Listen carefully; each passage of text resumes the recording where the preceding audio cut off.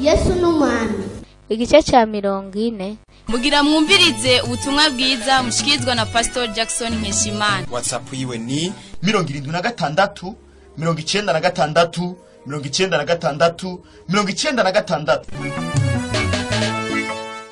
Ukatangura kugendura vya bindi Imana yagusezeraniye, ugatangura kuvyinjiramo, ugatangura gushiramo ikirenge, ugatangura gushikayo, nubwo atanagira mbwa ugatangura kuhamotereza, bituma ubuzima bwawe buhinduka. Hari ufise umuhamagaro wo kuzoba ministre, wo kuzoba DG, wo kuzoba footballeur azwi mwisi, wo kuzoba umusineaste azwi mwisi, wo kuzoba icyo uzoba, tangura kucinjizamo kugura mu kwizera.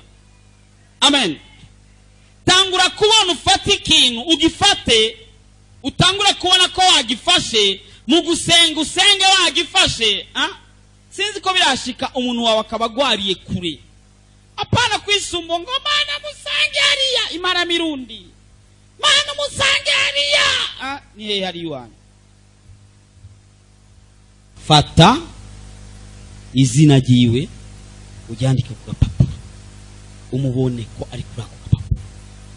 Fata impuzu yiwe usanzuzi nimbiri hafi, yagiye mu bitaro nawe uri muhira, fata impuzu yiwe ati Mana nguyu mama ndamufashe, mama uyu ni mama ndamufashe mu izina rya Yesu. Mama vyuka, mama. Uzumva bagutelefona ati mama waravyutse, mama warakize, ngo bagatangura kubeshera dogiteri, ngo urumva ngo dogiteri yamuteye agashinge kamwe ngo acaravyuka, mbwa uraza useka. No, sinzi ko reka mbabwira ibintu abapfumu bagira. Sinigeze nja ku mupfumu, mbwa numva babivuga ngo ari umupfumu akubwira ngo zana ngo aho umuntu yakandagiye. Sinzi ko muravyumva, bayita makanda, bayita ngiki, aho umuntu yakandagiye aho nyoye. Mwebaza ko ari biki? Afata hajya ahantu akabonamo wa muntu. Hari bavuga ngo zana umushatsi wiwe, abona afata wa mushatsi akabonamo wa muntu. Hari gihe bakubwira ngo zana inzara, sivyo none? Afata zijya nzara akabonamo wa muntu. Sawa? Ngomba ko dutangura kugira ukwizera ko gutangura kugendura bya bindi twasezeraniwe n'Imana.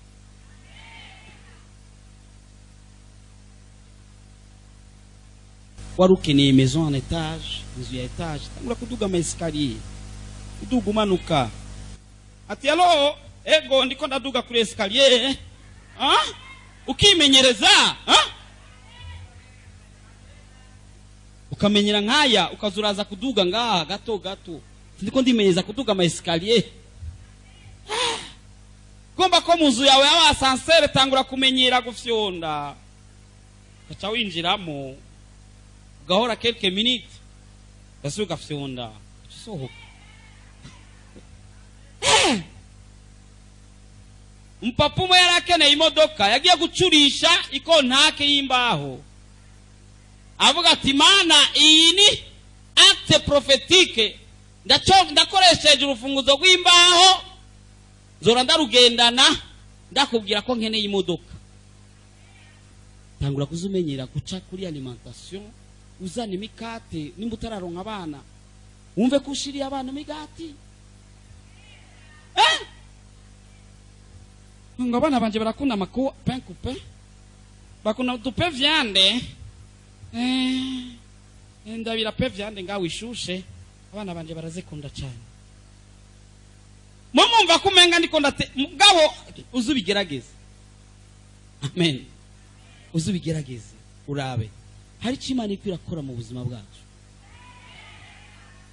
Nta n'umunsi n'umwe urahagara muri commune ukeneyemo parcelle cyangwa zone cyangwa quartier uvuga ati aha ndahahonyoye, Mana ndakeneye parcelle muri commune.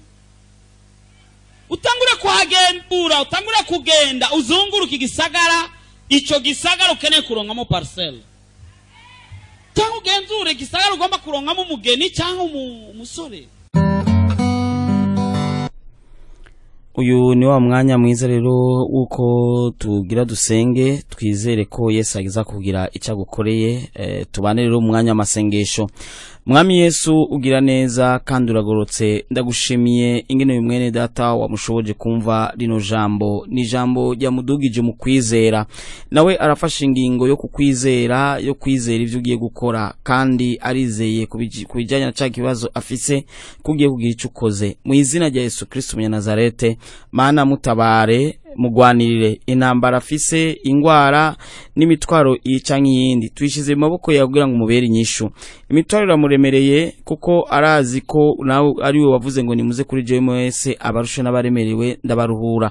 Arakeneye ko umuruhura Yesu. Ndagomba ko ugira icyo ukoze guhera muri kino gitondo kugeza ibihe byose, uze umutabare. Ni mu izina rya Yesu Kristo umwami n'umucunguzi wacu, amen. Nimba Yesu yagukoreye igitangaza biciye muri amasengesho twasenze canke biciye muri iri jambo wumvise, ucundungikira audio kugira ngo duhimbaze dutazira Imana kuvyo yakoze. Undungikire audio yico Imana yagukoreye biciye muri iri jambo wumvise canke biciye muri amasengesho twasenze. Yesu aguhezagire cyane. Muhejeje kumviriza ubutumwa bwiza mushikirizwa na Pastor Jackson Nkeshimana. WhatsApp yiwe ni 76 96 96 96. Urashobora kandi no kubusanga kuri Facebook yiwe canke YouTube yiwe. Ukaba wahezagiwe burungikire n'abandi.